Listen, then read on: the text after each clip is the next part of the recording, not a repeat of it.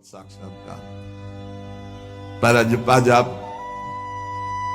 एक अलग है, जो निरंतर चलता रहता है, चलाना नहीं पड़ता। इतनी व्याकुलता इन महापुरुष के अंदर थी और इतने असंग थे। एक रस्सी केवल कमर में और टाट की पट्टी की लंगोटी, बस। पूरा टाट ऐसे गमछे की तरह नहीं, केवल टाट की लंगोटी, एक रस्सी, बस।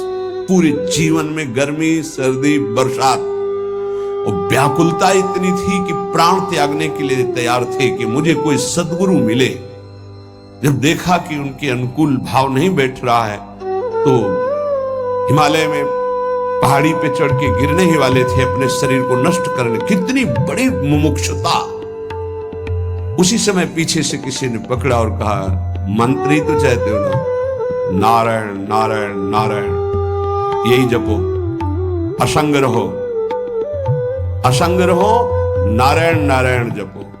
वो औरों की असंगता की बात जाने दो, शरीर से भी असंग हो गए।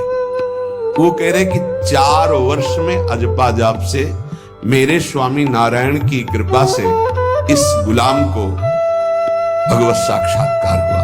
पहला जो दर्शन हुआ, इससे पता चलता फिर आगे दर्शन होते हैं। देखा वो विमान की छोटी छोटी घंटियां बज रही थी। 4 पार्षद जो भगवान नारायण के आसपास थे और बीच में भगवान नारायण विराजमान थे।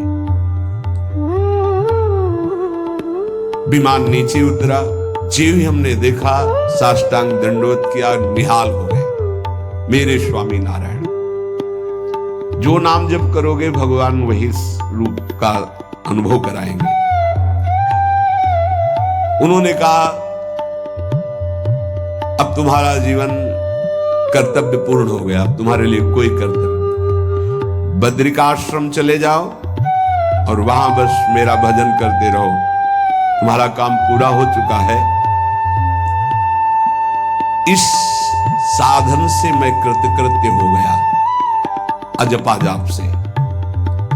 ये अजपा जाप सब कोई कर सकता है, पर इसमें ये नियम है, वाणी से सत्य बोलना। अजपा जाप उसी का चलेगा, सत्य बोलने वाले का। ये जब उतरे हैं भगवत मार्ग में तो झूठ का है, वो बोले भाई काहे को झूठ बोले। लेकिन झूठ का तो ऐसा राज्य हो चुका है जबान पे, मतलब समझे में नहीं आता कि हम झूठ बोल रहे हैं। और झूठ में कलयुग का वास है, असत्य, इसमें कलयुग का वास है। इसीलिए प्रायः सबकी वाणी से झूठ निकलता है। झूठे ही लेना, झूठे ही देना, झूठे ही भोजन, झूठ चबेना। तो कम से कम और भूले तो भूलो, तीन जिन भूलो मालाधारी। अरे भगवत पार्षद, तुम क्यों भूल रहे हो कि तुम सत्य स्वरूप भगवान की आराधना करते हो। प्रेम पूर्वक जप करना, समदर्शित्व भाव लाना। अजपा जाप 24 घंटे होता है श्वास के साथ पहले। 4 वर्ष के साधन से विमान में आए हुए भगवान नारायण का दर्शन। भाई जी महाराज का तो ऐसे दर्शन, निज पार्षद जन, निज जन थे, उनके बीच में भाई जी से पूछते जा रहे हैं, पूज्य श्री जयदयाल गोयनका जी, भगवान के चरण कितनी दूर हैं? बस बोले पास है, स्पर्श कर रहा हूं। कैसे लोगों को विश्वास होगा? कैसे? जैसे वो एक विज्ञान से पढ़े लिखे डॉक्टर, तो उनको लग रहा था कि संत ऐसा कैसे कर सकते हैं कि किसी का कैंसर नष्ट कर दे।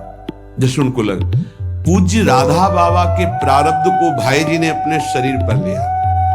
देखो, नाटक करना अलग बात है, सिद्ध संत जन करुणामय होते हैं। कल फिर बताया था, उन्होंने अपने प्रारब्ध जो भजन साधन से एकत्रित किया हुआ उनको दिया, प्रारब्ध अपने ऊपर ले लिया, अपनी टांग कटा ली उनका कैंसर। भाई जी अस्पताल में भर्ती रहे राधा बाबा की प्रारब्ध को लेकर के। इन संतों की महान उदारता और महिमा को कैसे कोई जानेगा।